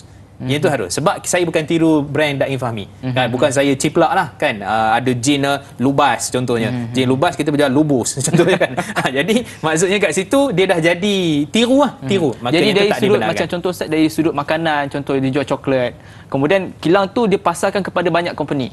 Jadi adakah benda tu pun dibolehkan ataupun tidak ada masalah ataupun ada masalah, ada isu je? Kadang-kadang produk macam timbang kilo kan, jenis itu kan, dia coklat, tapi itu terpulang kepada orang yang ni lah. Secara umumnya nama sama, tapi mungkin sebab dia ambil brand dia, ni jadi nama dia, yang ni jadi dia punya. Secara umumnya itu adalah perkara yang diharuskan. Cuma tak boleh claim lah. Cuma tak boleh claim lah, dan tak boleh tiru lah apa dan sebagainya. Cuma masalah sikit lah produk timbang kilo, produk apa semua ni kan, jadi masalah isu sikit. Cuma kita kata secara umum selagi mana dia tidak meniru produk apa semua macam kita sebut tadi, maka masih lagi dalam isu yang diharuskan. Baik Ustaz, penjelasan yang sangat mantap. Jadi Ustaz, berbalik kepada isu MLM tadi, seandainya saya kata contoh saya ni sebagai dropshipper yang masuk dalam sistem MLM ni, saya masukkan anak saya sebagai contoh, anak saya sebagai leader lah contoh, kemudian saya masukkan lagi dia punya bawah dia tu ada rekrut dan sebagainya, anak saya tak buat apa-apa, sekadar goyang kaki, tiap-tiap bulan dia dapat duit. Jadi adakah itu sumber yang okey ataupun ini usaha sebagai seorang ayah, aku nak buat ni sebagai simpanan untuk anak aku. Jadi macam mana Ustaz? Okey, secara umumnya kalau melalui introduce tadi tu, ada perbincangan daripada sudut syarak, daripada sudut hukum hakam syariah, kepatuhan syariah, adakah komisen tu untuk introduce tu berapa lama nak bayar? Sebab contohnya dia mesti ada, tak boleh selama-lamanya. Okey, contohlah contoh sebab dia yang bawa masuk bawah-bawah dia, jadi dia pun goyang kaki tengok, dan kemudian dia pun tak buat apa pun. Jadi yang introduce tu berapa nak bayar? Katalah contoh kena bayar sekali untuk seorang introduce tu one off. Itu masih ada perbincangan syarak. Tapi kalau sepanjang dia buat sale, tiba-tiba saya tak buat apa pun, tiba-tiba saya akan dapat, yang itu ada isu. Sebabnya apa? Yang untung atas angin tadilah. Dia ada isu kat situ. Tapi kalau saya bantu promosi, bagi motivasi, panggil ustaz, so bagi tazkirah dekat ejen-ejen saya ni, bawah-bawah saya ni kan, bagi semangat, itu boleh lah sebab saya ada usaha. Jadi di situ kena tengok usahanya, kena tengok caranya, kaedahnya, dan kena tengok kalau pakai introduce tadi berapa lama tempoh, semua itu kena cek oleh panel syariah untuk menentukan kehalalan dia, kepatuhan syariah. Wallahualam. Betul Ustaz, sebab saya pun pernah dengar dia kata ini bukan saya nak masuk, saya tak nak pun masuk dalam ni, ayah saya masukkan. Jadi macam mana Ustaz? Jadi situlah maksudnya masih lagi sistem itu. Dia bukan isu siapa masuk dan siapa yang memasukkan. Dia isunya lah sistem yang diikut tu macam mana. Itu dia punya konsep dia yang menentukan ada syubhah ke, okey ke, patuh syariah ataupun tidak. Masya Allah, penjelasan yang sangat baik dan jelas daripada Al-Fadhil Ustaz kita. Jadi Ustaz, kita ada soalan seterusnya daripada Facebook, daripada saudari Nur Asikin. Soalannya, apakah tips untuk owner bisnes yang membuat sistem ejen ataupun dropship? Mohon pencerahan Ustaz. Terima kasih kepada saudari Nur Asikin atas soalan yang sangat baik. Saya serahkan kepada Al-Fadhil Ustaz. Silakan. Baik, bismillah wassalatu wassalamu ala rasulillah. Saya ingat sebagai seorang owner ataupun tips ataupun kaedah untuk pakai sistem ni, pertama sekali dia kena faham ialah menggabungkan antara perundangan dan kepatuhan syariah. Dua-dua ni kena tally kan, sebab biasanya tak mustahil undang-undang lain, patuhan syariah lain. Undang-undang kata boleh kan, patuhan syariah kata tak boleh. Mustahil. Biasanya dia akan sinergi lah, dia akan bersama. Maksudnya kalau nak buat sistem ni, rujuklah panduan halal ataupun kaedah JAKIM, ataupun di Pulau Pinang pun dah ada keluar dia punya garis panduan 2012 untuk sistem ejen apa dan sebagainya. Nak buat apa kita kata jualan online apa dan sebagainya, dah ada konsep dia, marketing dia, iklan dia apa semua, maka rujuk benda-benda yang seperti ni. Jangan main buat je kan, jangan main buat. Okey. Yang kedua, kalau kita buat daripada sudut akad dia, kontrak ke apa, kena faham dulu, kena tanyalah orang yang tahu. Kan lebih baiknya lantik terus lah kan, jadi panel syariah dia. Panel syariah tu bukan pendakwah panel syariah tu bukan duta ke apa, tak. Panel syariah tu yang memang pakar dalam bidang dia, ahli dia, sistem dia tahu.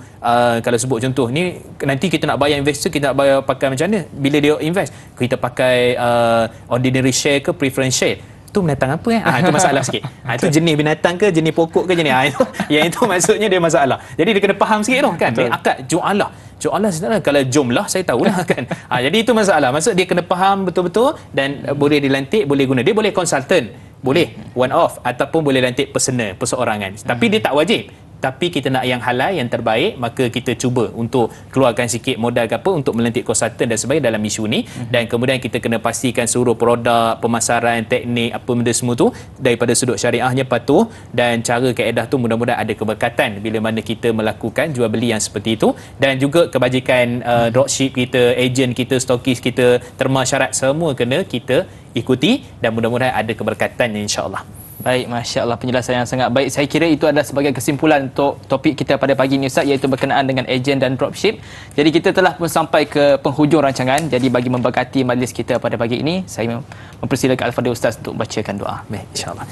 Auzubillahi minasyaitanirrajim. Bismillahirrahmanirrahim. Alhamdulillahirabbil alamin, wassalatu wassalamu ala asyrafil anbiya'i wal mursalin wa ala alihi wa ashabihi ajma'in. Allahumma inna nas'aluka ilman nafi'a wa rizqan thayyiba wa amalan mutaqabbala. Ya Allah ya Rahman ya Rahim, ya Allah, tambahkan kami ilmu yang baik, ilmu yang bermanfaat, dan berikanlah kekuatan kami untuk istiqamah mengamalkan ilmu yang kami dapat, dan jadikanlah rezeki kami yang halal lagi baik dan diterima dan diberkati. Rabbana atina fid dunya hasanah wa fil akhirati hasanah wa qina adzabannar. Wa sallallahu ala sayyidina Muhammad wa ala alihi washabihi wa barak sallam. Walhamdulillahirabbil alamin. Amin amin ya rabbal alamin. Terima kasih kepada Al-Fadhil Ustaz Mustafa Muhammad Suki di atas kupasan tentang topik kita pada pagi ini, iaitu fake agent dan dropship. Terima kasih juga buat para penonton yang sudi meluangkan masa bersama dengan rancangan Tanyalah Ustaz Biar Tahu.